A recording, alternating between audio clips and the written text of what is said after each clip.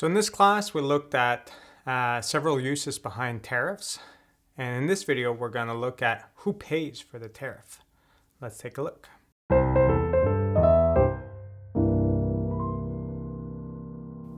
So tariffs are a form of taxation on imported goods. And when it comes to taxation, we always say that it's either the consumer that pays for the tax or the producer that pays for the tax or a combination of the two. And when it comes to a tariff, it's no different than a normal tax. So, is it the producer that pays for this tax or the consumer? It all depends.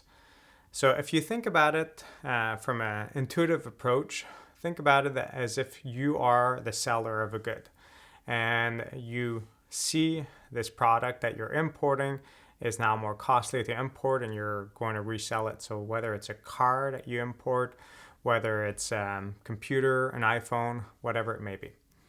And you see that the cost for you as the importer is higher. So will you try to pass on that cost to the consumer or not? The first thing you have to ask yourself is, if I pass on that cost to the consumer, what's going to happen to sales? This is something that's looked at more extensively in macroeconomics under elasticity. And I encourage you to take macroeconomics if you haven't taken it yet to understand who bears the burden better. But in this case here, you're asking yourself, well, can I pass on this cost to the consumer? This depends on how the consumer will react. So if you think that you increase this cost of, let's say, 10% on to the consumer and the consumer drops its demand for a product by 50%, 60%, 70%, or doesn't buy any more of it all of a sudden, then you probably would not want to pass on that cost to the consumer. So when it comes to the consumer, what that revolves around the reactiveness is based on the availability of substitutes. So if that purchaser can have many other alternatives, well, they're going to react heavily to a change in price. So assuming that there's only one car producer that increases their price by 20% and all the other car producers don't change their price, there's a good likelihood that sales will plummet of that producer that decided to increase their cost by 20%. When all prices change and you don't have a choice but to pay a higher price to buy a car, well, then that situation is different. Then you have more widespread price increase, therefore it's harder to substitute away. So the general idea here is when a consumer has a lot of substitutes, they're not going to keep buying the product. If the price goes up, they're going to substitute away. But when there's no substitute available, they're kind of stuck.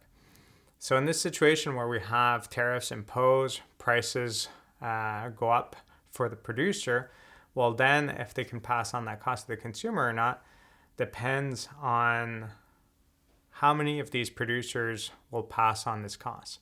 If all auto manufacturers decide to increase the price to the consumer, then consumers within the United States will have to pay a higher price to buy a newer car. Sales will naturally fall just based on the law of demand. If all prices go up, they'll probably buy less cars. But the impact on you as a producer is much smaller in terms of decreased sales if everyone's doing it. If, on the other hand, you're the first one who adopts this higher price and all the others haven't adopted a higher price, you should expect a massive sales drop while their sales stay stable or may even go up to pick up the slack. When it comes to who bears the burden of the tax, you have to look at it from a short-term perspective and a longer-term perspective. And if you decide, well, I don't want to be the first one to increase the price, therefore I'm just going to wait it out. Well, all of this time that these producers are waiting it out, they're essentially cutting down on their profits. So you had a certain profit margin before this tariff was introduced, and now your costs are going up, but you're still selling at the same price. That profit margin is smaller, and that smaller profit margin is typically going to be unsustainable. And because of that, eventually they're going to have to hike up prices, or they're going to suffer financially in this process. So in the short term, they may have an incentive to keep prices stable and fixed. But over time, as these higher costs stay put, if the tariffs aren't removed, they're eventually going to have to increase prices.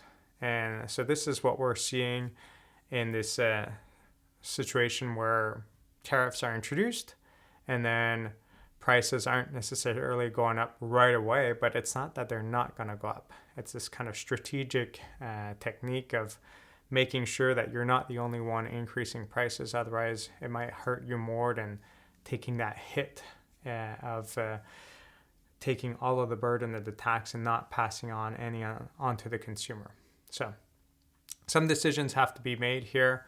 If you want to see much more on who bears the burden of taxes and more in-depth analysis, I'd suggest going to Macroeconomics. But here I just wanted to cover this idea of who pays for the tariff when it's introduced for a macroeconomics course. Have a good day. If you found this video interesting, please consider subscribing or joining my class where I guide you to apply and expand on the information found in these videos to real-life examples. Have a good day.